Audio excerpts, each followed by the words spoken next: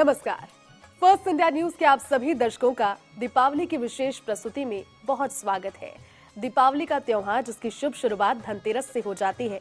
धनतेरस से दीपोत्सव की शुरुआत होती है और वो वर्ष पर्यंत दीपावली चूंकि सबसे बड़े त्योहार के तौर पर जाना जाता है, उसकी शुरुआत के साथ आपके जीवन में वैभव, धन और सुख समृद्धि की कोई कमी ना हो, इसी मनोकामना के साथ हम धनतेरस पर आपके सभी संशयों को दूर करने के लिए अपना खास विशेष एपिसोड लेकर आए हैं।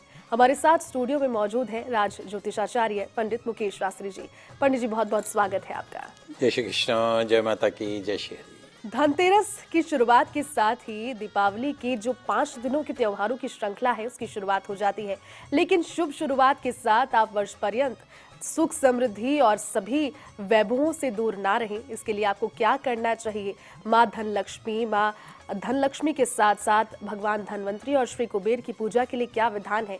सबसे पहले पंडित जी यही बता दीजिए, क्योंकि लोगों में संशय बहुत होता है। धनतेरस से दीपोत्सव की शुरुआत हो जाती है और सबसे बड़ा त्योहार साल का इसे कहा जाता है हिंदू धर्म में, सनातन धर्म में। तो मुहूर्त शुभ क्या रहेगा भगवान धन्वंतरी, श्री कुबेर और धनलक्ष्मी के पूजन का इस बार? फर्स्ट इंडिया न्यूज के सभी दर्शकों को धनतेरस पर्व की हार्दिक शुभकामनाएं। माँ लक्ष्मी, भगवान कुबेर, भगवान धन्वंतरी का आशीर्वाद और कृपा दृष्टि आप सभी दर्शकों के ऊपर बनी रहे, आप सभी का कल्याण हो।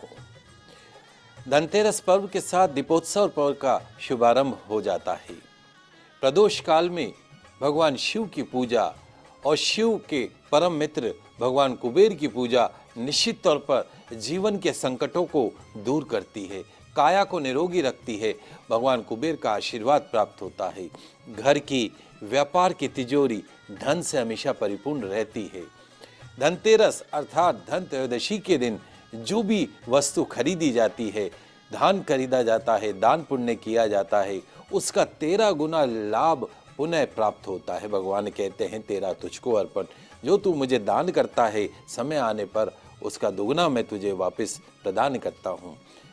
धन त्रयोदशी में संध्या समय में यम पूजा करने से, यमदेव निमित्त दीप दान करने से मृत्यु तुल्य कष्ट से, मृत्यु तुल्य बीमारी से, कष्टों से, रोग से पीड़ित लोगों को मुक्ति मिलती है। अकाल मृत्यु के भय से पीड़ित परिवारों को विशेष लाभ प्राप्त होता है।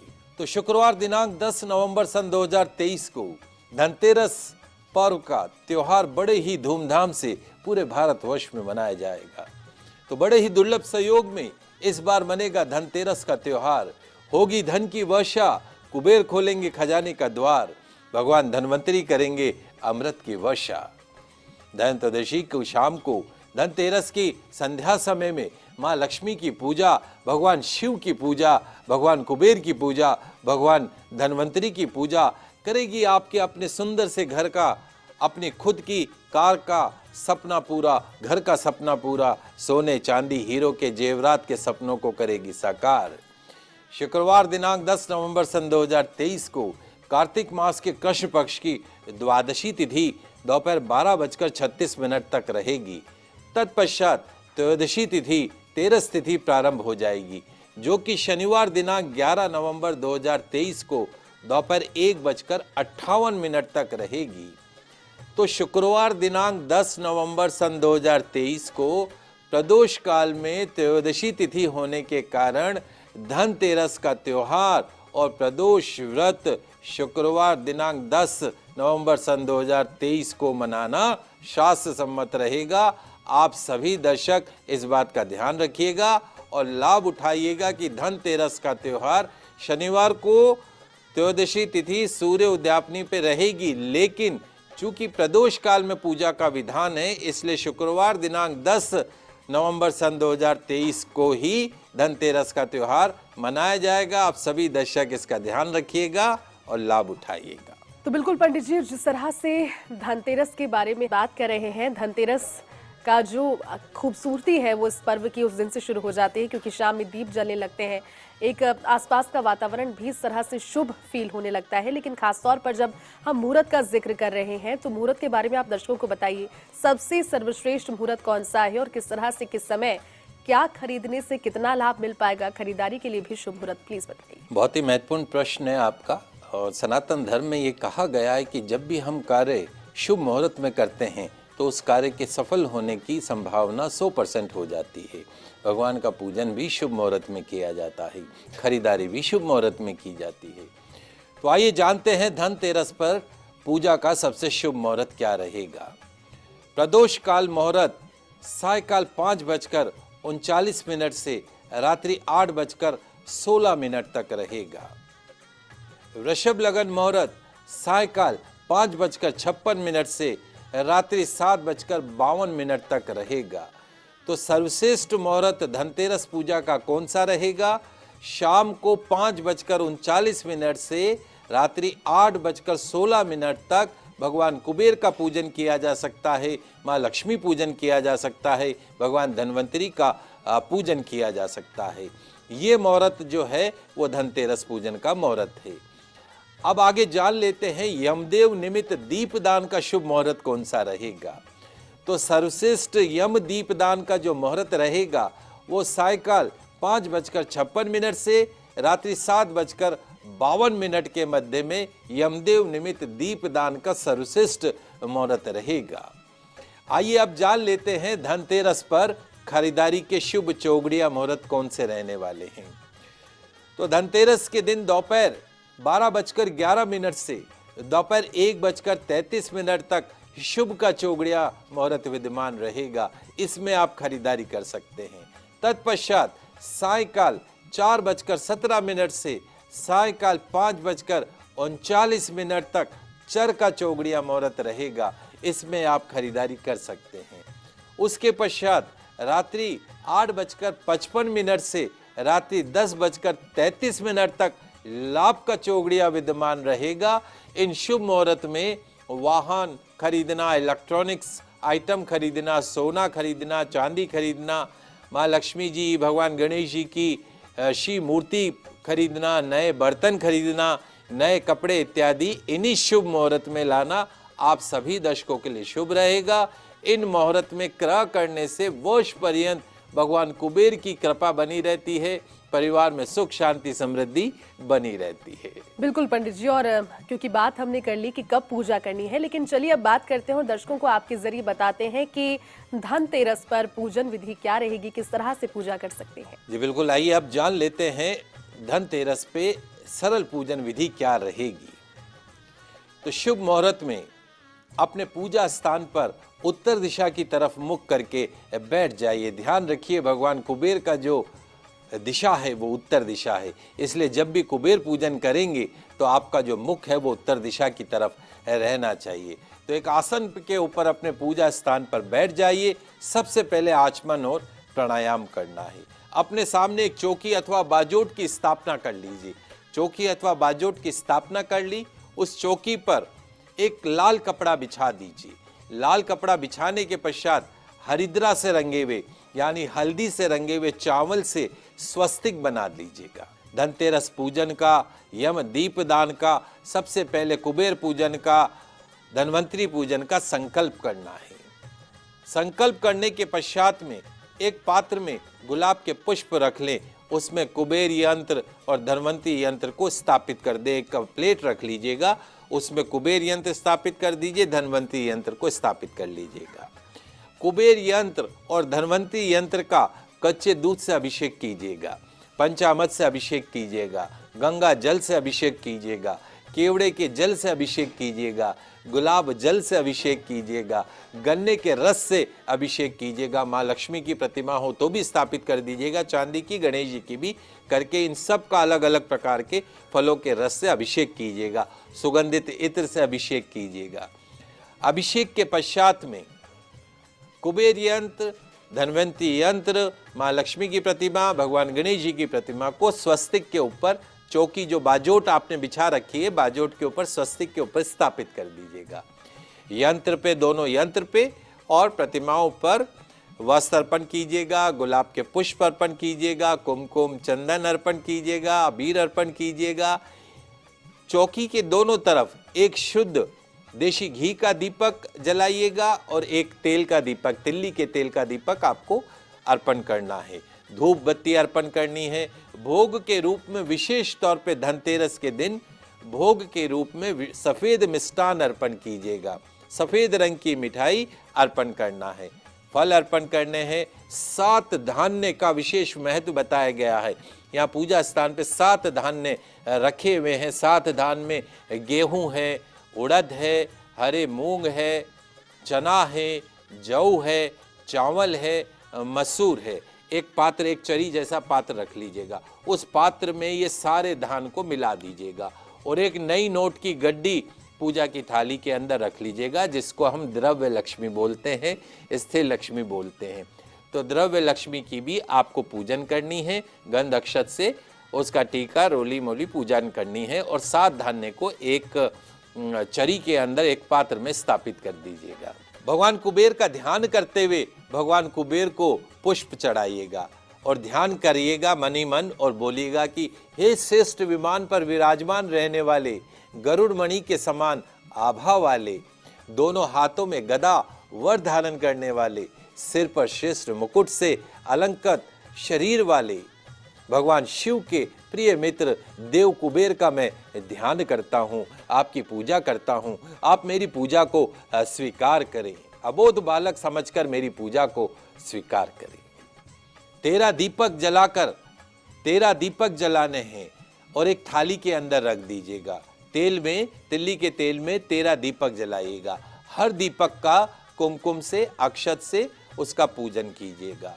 घर की जो तिजोरी है, उस तिजोरी के अंदर आपका जो तिजोरी है उसको खोलकर उस पर भी स्वस्तिक का चिन्ह बनाइएगा। कुमकुम से, अक्षत से पूजन कीजिएगा, पुष्प अर्पण कीजिएगा।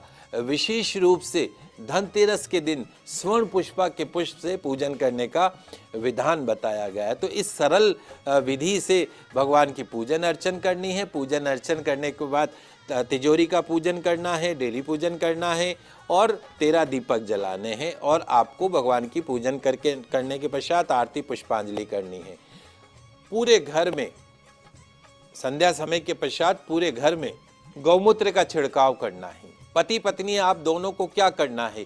पति तो अपने हाथ में डमरू ले लेंगे और पत्नी ले लेगी घंटी।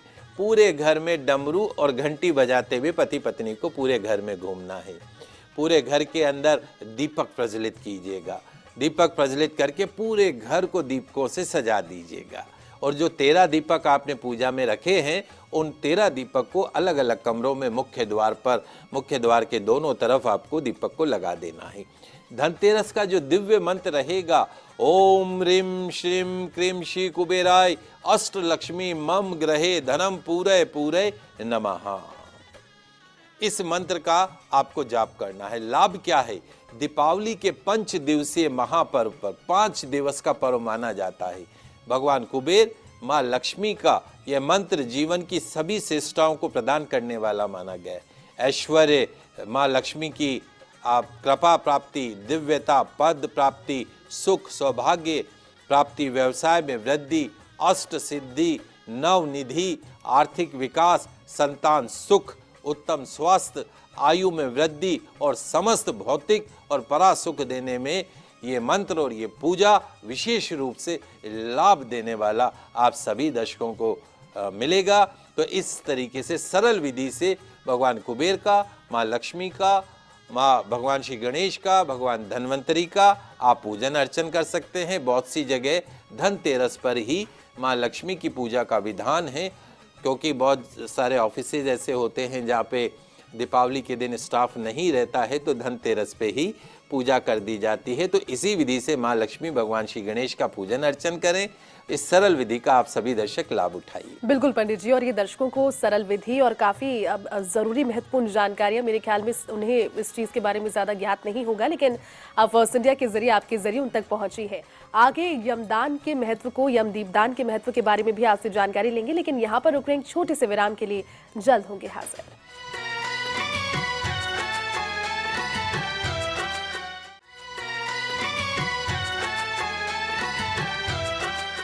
ब्रेक के बाद एक बार फिर से आप सभी दर्शकों का बहुत बहुत स्वागत है। दीपावली की विशेष प्रस्तुति देख रहे हैं। धनतेरस का लगातार जब जिक्र होता है तो आपके मन में भी प्रफुल्लता और खुशी तो उमड़ती है, लेकिन कई सवाल भी होते हैं। उन तभी सवालों के जवाब दे रहे हैं आज हमारे साथ में पंडित मुकेश शास्त्री जी। मुकेश शास्त्री जी, यमदीप दान एक ऐसी विधि है मेरे ख्याल में जिसके बारे में बहुत ज़्यादा लोग जानते नहीं होंगे, लेकिन इसके ज़रिए भी धनतेरस के दिन को आप और ज़्यादा खास बना सकते हैं और ज़्यादा अपने विघ्नों को दूर कर सकते हैं।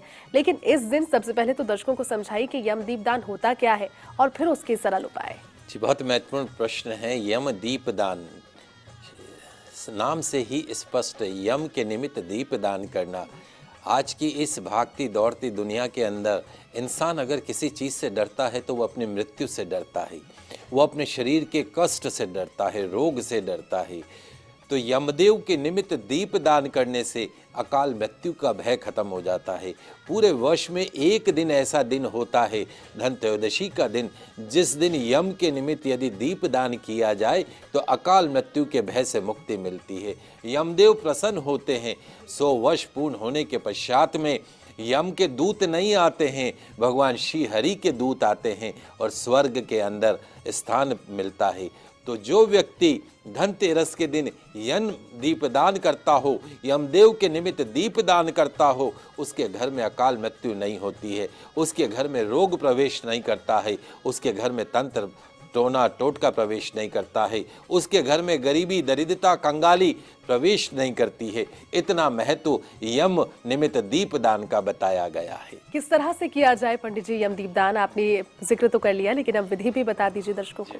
तो यम दीपदान का महत्व मैंने आपको बताया, अब सरल विधि बता देता हूँ। हमारे यमदेव तो बहुत सरल विधि से प्रसन्न होने वाले हैं। खाली एक दीप से यमदेव प्रसन्न हो जाए तो आपका क्या बिगड़ा। खाली एक दीपक जलाना है और 100 वर्ष की जीने की गारंटी भगवान यमदेव आपको दे देते हैं। तो क्या करें?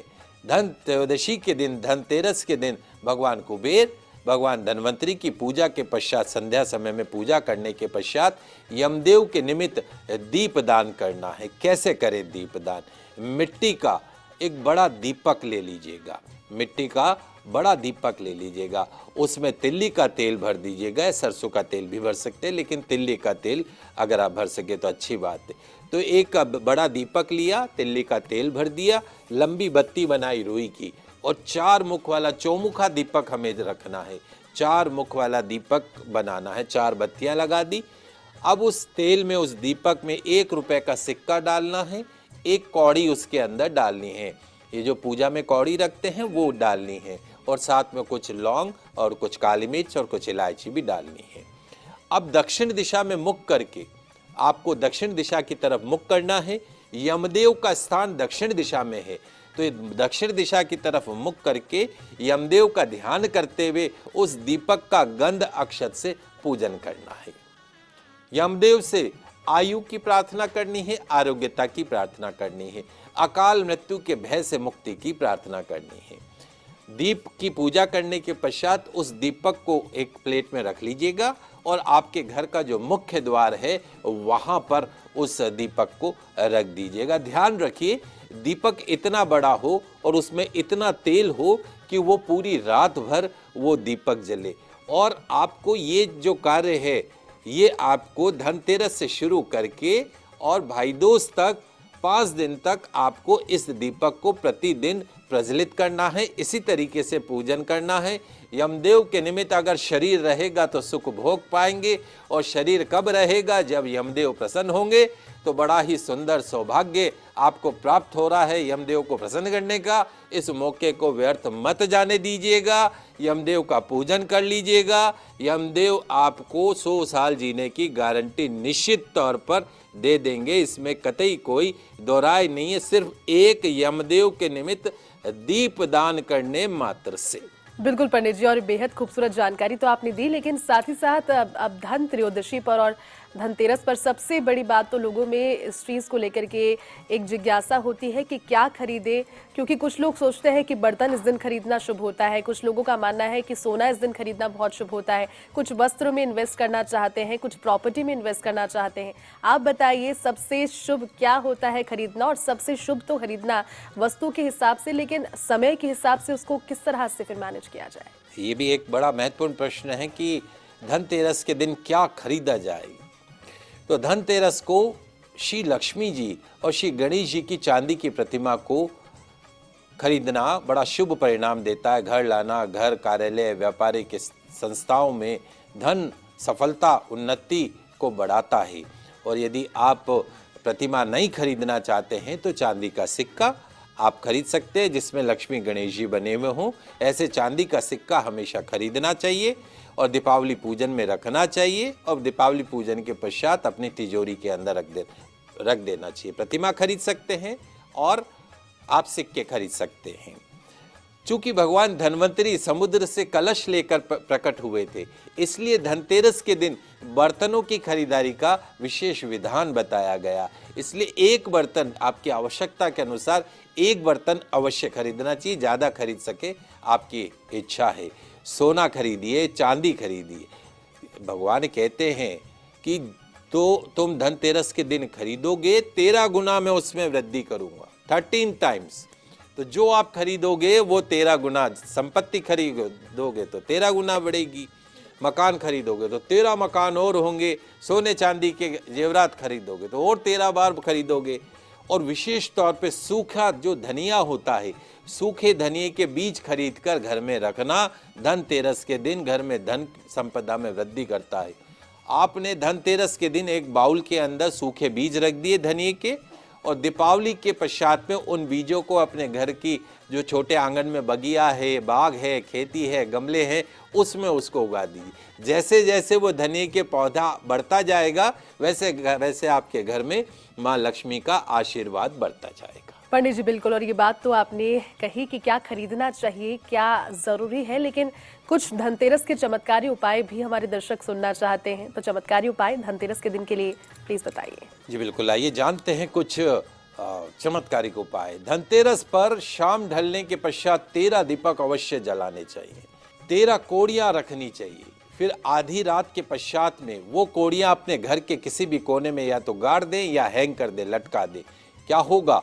अचानक धन की वर्षा होने लगेगी, बनेंगे रोडपति से करोड़पति। धनतेरस के दिन 13 दीपक घर के अंदर और 13 दीपक घर के बाहर जलाने चाहिए। क्या होगा? दरिद्रता, कंगाली, गरीबी, तंत्र मंत्र, टोना टोटका भागेगा आपके घर से कोसों दूर।